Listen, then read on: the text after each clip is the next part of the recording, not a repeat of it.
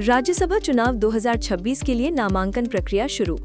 छत्तीसगढ़ में राज्यसभा की 2 सीटों के लिए आज से नामांकन प्रक्रिया औपचारिक रूप से शुरू हो गई है।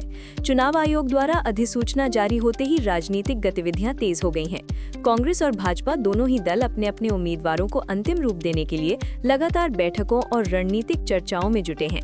राज्यसभा चुनाव में विधायकों द्वारा मतदान किया जाता है, इसलिए विधानसभा में मौजूदा संख्या बल के आधार पर दल अपनी रणनीति बना रहे हैं। राजनीतिक विश्लेषकों का मानना है कि ये चुनाव आगामी लोकसभा और विधानसभा राजनीति के लिए भी दिशा तय कर सकता है। राज्यसभा चुनाव की अधिसूचना जारी। निर्वाचन आयोग द्वारा राज्यसभा चुनाव की आधिकारिक अधिसूचना जारी कर दी गई है। अधिसूचना जारी होने के साथ ही चुनाव की पूरी प्रक्रिया का कैलेंडर स्पष्ट हो गया है। अधिसूचना के अनुसार नामांकन दाखिल करने, नामांकन पत्रों की जांच, नाम वापसी और मतदान की तिथियां निर्धारित कर दी गई हैं। राजनीतिक दलों में संभावित उम्मीदवारों को लेकर गहन मंथन चल रहा है। कई वरिष्ठ नेता और नए चेहरे भी दावेदारी पेश कर रहे हैं। राजनीतिक पर्यवेक्षकों का कहना है कि उम्मीदवार चयन में सामाजिक और क्षेत्रीय संतुलन को ध्यान में रखा जाएगा। विधानसभा बजट सत्र में हंगामा। छत्तीसगढ़ विधानसभा के बजट सत्र के दौरान जेलों में कैदियों की मौत का मुद्दा प्रमुख रूप से उठाया गया। विपक्ष ने सरकार पर जेल प्रशासन की लापरवाही का आरोप लगाया और मामले की उच्च स्तरीय जांच की मांग की। सदन में इस मुद्दे पर तीखी बहस हुई। विपक्षी सदस्यों ने जवाबदेही तय करने और जिम्मेदार अधिकारियों पर कार्यवाही की मांग की। हंगामे के कारण कुछ समय के लिए सदन की कार्यवाही स्थगित भी करनी पड़ी। सरकार की ओर से संबंधित मंत्री ने जवाब देते हुए कहा कि प्रत्येक मामले की जांच कराई जा रही है और यदि किसी स्तर पर लापरवाही पाई गई तो सख्त कार्रवाई की जाएगी। पीएमजीएसवाई टेंडर नियमों में बदलाव पर विवाद। प्रधानमंत्री ग्राम सड़क योजना के अंतर्गत टेंडर नियमों में किए गए बदलाव को लेकर विधानसभा में बड़ा विवाद खड़ा हो गया। विपक्ष ने आरोप लगाया कि नए नियमों से पारदर्शिता प्रभावित हो सकती है और कुछ ठेकेदारों को लाभ पहुंचाने की आशंका है।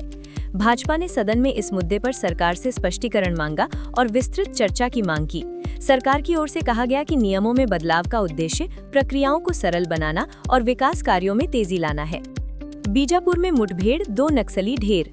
बीजापुर जिले में इंद्रावती नदी के पास सुरक्षा बलों और नक्सलियों के बीच मुठभेड़ हुई। सुरक्षा बलों को गुप्त सूचना मिली थी कि इलाके में नक्सलियों की मौजूदगी है, जिसके बाद सर्च ऑपरेशन चलाया गया। मुठभेड़ के दौरान 2 नक्सली मारे गए। घटनास्थल से भारी मात्रा में हथियार और गोला बारूद बरामद किए गए हैं। अधिकारियों के अनुसार ये ऑपरेशन सुरक्षा बलों की बड़ी सफलता है और इससे क्षेत्र में नक्सली गतिविधियों को कमजोर करने में मदद मिलेगी। क्षेत्र में अभी भी सर्च ऑपरेशन जारी है ताकि किसी अन्य संदिग्ध गतिविधि को रोका जा सके। नक्सल ऑपरेशन में हथियार और विस्फोटक बरामद। बीजापुर और आसपास के क्षेत्रों में चलाए गए अभियान के दौरान सुरक्षा बलों को कई आधुनिक हथियार, विस्फोटक सामग्री और संचार उपकरण भी मिले हैं। अधिकारियों का कहना है कि इन हथियारों का उपयोग बड़े हमलों की तैयारी में किया जा सकता था। बरामद सामग्री में बंदूकें, कारतूस और अन्य विस्फोटक उपकरण शामिल हैं। सुरक्षा एजेंसियों ने इसे नक्सल नेटवर्क को कमजोर करने की दिशा में महत्वपूर्ण उपलब्धि बताया है। विशेषज्ञों का मानना है कि लगातार चल रहे अभियानों से नक्सल प्रभावित क्षेत्रों में सुरक्षा व्यवस्था मजबूत हो रही है और विकास कार्यों को गति मिलने की संभावना बढ़ रही है। नशे के खिलाफ बड़ी कार्रवाई। छत्तीसगढ़ में नशे के खिलाफ व्यापक अभियान चलाया जा रहा है। पिछले 13 महीनों में 2599 लोगों को नशे की तस्करी और अवैध व्यापार के आरोप में गिरफ्तार किया गया है। पुलिस और नारकोटिक्स विभाग द्वारा संयुक्त अभियान चलाकर विभिन्न जिलों में छापेमारी की गई। कई स्थानों से मादक पदार्थ जब्त किए गए हैं। सरकार ने इसे नशा मुक्त छत्तीसगढ़ की दिशा में बड़ी उपलब्धि बताया है। अधिकारियों के अनुसार आगे भी इस तरह की कार्यवाही जारी रहेगी और युवाओं को नशे से दूर रखने के लिए जागरूकता अभियान भी चलाए जाएंगे। मौसम में बदलाव के संकेत। छत्तीसगढ़ में मौसम में धीरे धीरे बदलाव देखने को मिल रहा है। मौसम विभाग के अनुसार अगले 3 दिनों तक अधिकतम तापमान में वृद्धि दर्ज की जाएगी।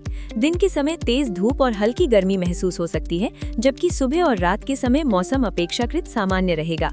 विशेषज्ञों का कहना है कि फरवरी के अंतिम सप्ताह में तापमान बढ़ना सामान्य प्रक्रिया है, क्योंकि राज्य में धीरे धीरे गर्मी का मौसम दस्तक दे रहा है।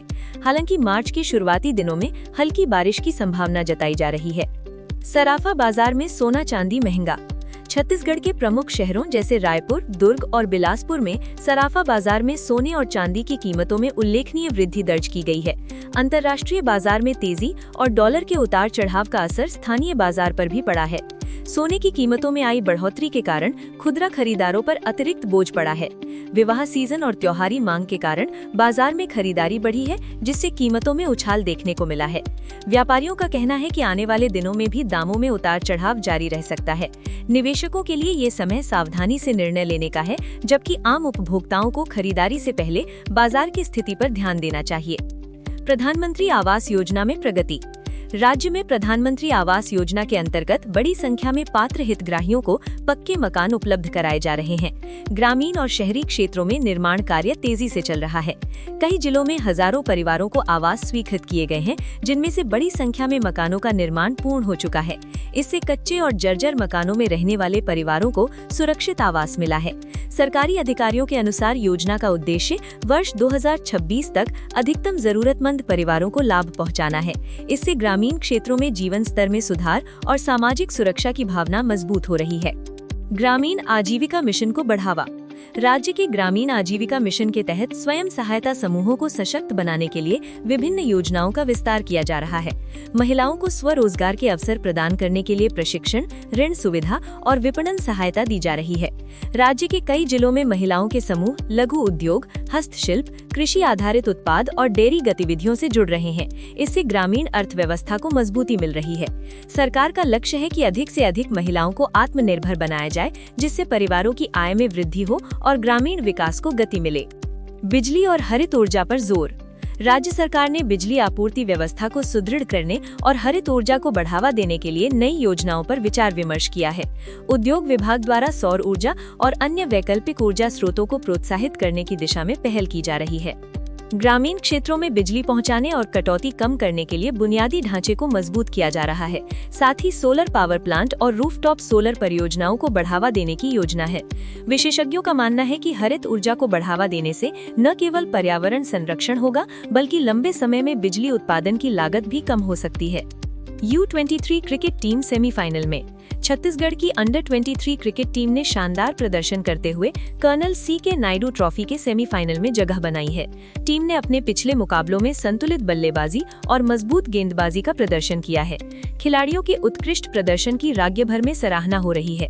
क्रिकेट विशेषज्ञों का मानना है कि ये उपलब्धि प्रदेश के युवा खिलाड़ियों के लिए प्रेरणादायक है। टीम प्रबंधन ने उम्मीद जताई है कि खिलाड़ी सेमीफाइनल में भी इसी तरह का प्रदर्शन जारी रखेंगे और फाइनल तक पहुंचने का प्रयास करेंगे। जिला स्तरीय विकास योजनाओं को मंजूरी। रायपुर सहित कई जिलों में जिला स्तर पर विभिन्न विकास परियोजनाओं के लिए करोड़ों रुपए स्वीकृत किए गए हैं।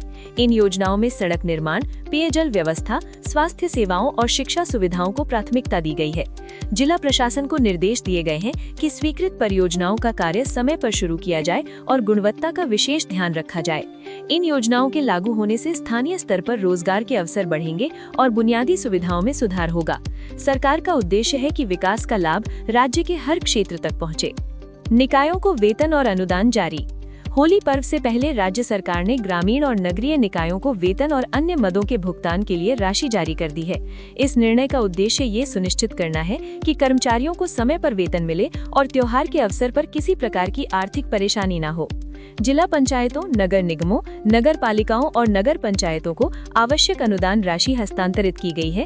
इससे सफाई कर्मचारियों, लिपिकीय स्टाफ, जल आपूर्ति कर्मियों और अन्य कर्मचारियों को समय पर भुगतान संभव हो सकेगा। सरकार का कहना है कि स्थानीय निकायों की वित्तीय स्थिति को मजबूत बनाना विकास कार्यों की निरंतरता के लिए आवश्यक है। फिल्म सिटी परियोजना पर चर्चा। राज्य में प्रस्तावित फिल्म सिटी परियोजना को लेकर चर्चाएं तेज हो गई हैं। सरकार का मानना है कि यदि ये परियोजना साकार होती है तो इससे राज्य में फिल्म निर्माण को बढ़ावा मिलेगा और पर्यटन के नए अवसर खुलेंगे।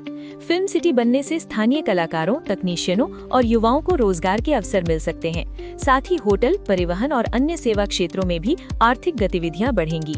सरकार ने स्पष्ट किया है कि परियोजना को पर्यावरण संरक्षण के मानकों के अनुरूप विकसित किया जाएगा। संतुलित विकास, हरित क्षेत्र का संरक्षण और स्थानीय समुदाय की भागीदारी को प्राथमिकता दी जाएगी। शिक्षा और स्वास्थ्य क्षेत्र को प्राथमिकता। राज्य के बजट में शिक्षा और स्वास्थ्य क्षेत्र को विशेष प्राथमिकता दी गई है।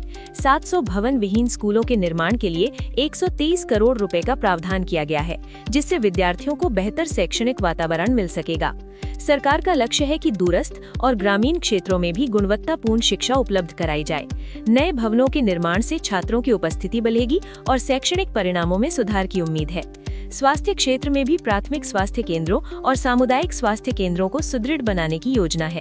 आधुनिक उपकरणों की उपलब्धता, चिकित्सकों की नियुक्ति और दवाइयों की आपूर्ति पर विशेष ध्यान दिया जा रहा है। महिला श्रमिकों के सशक्तिकरण की पहल।